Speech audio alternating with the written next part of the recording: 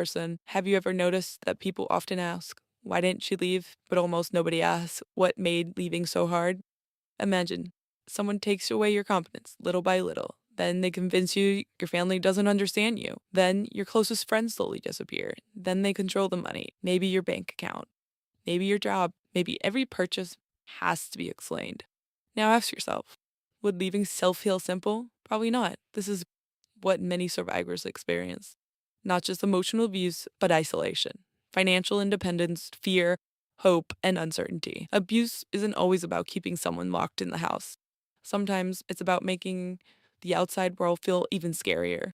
Eventually, you don't stay because you're happy, you stay because you don't know how you'll survive without them. That's not weakness, that's conditioning. Hope can become a trap.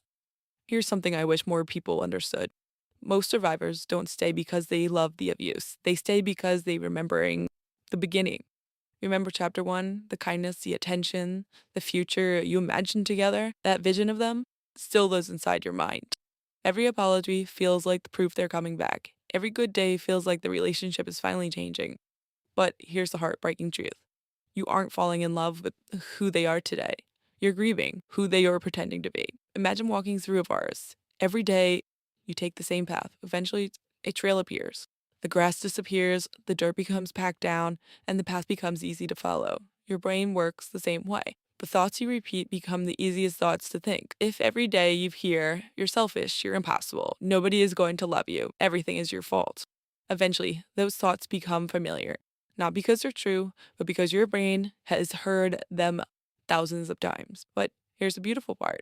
Brains can rebuild new paths. Every healthy relationship, every boundary, every therapy session, every peaceful morning, every moment you choose yourself, create a new path. Healing isn't forgetting. Healing is teaching your brain that it doesn't have to survive anymore. When I left, I thought I had lost everything. My marriage, my home, my identity, my confidence, even myself. But looking back now, I realized something. I hadn't lost myself.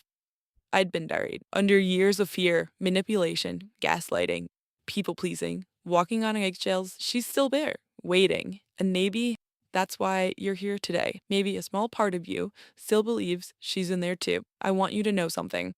The woman you were before the abuse isn't gone. She's waiting for you. Waiting for the day you stop apologizing for existing. Waiting for the day you trust your own voice again. Waiting for the day peace doesn't feel strange anymore. Waiting for the day you realize love was never supposed to hurt this much. If you made it this far, thank you, because I know this wasn't an easy video to watch. Maybe parts of it felt uncomfortable. Maybe parts of it sound familiar. Maybe you saw pieces of your own story. If that's you, I want to leave you with one final thought. You survived. Read that again. You survived. Not because you were weak, because you were incredibly strong. Strong enough to protect yourself the only way your mind knew how. But surviving and living are two different things. You deserve more than survival. You deserve peace. You deserve safety. You deserve laughter that doesn't end in fear.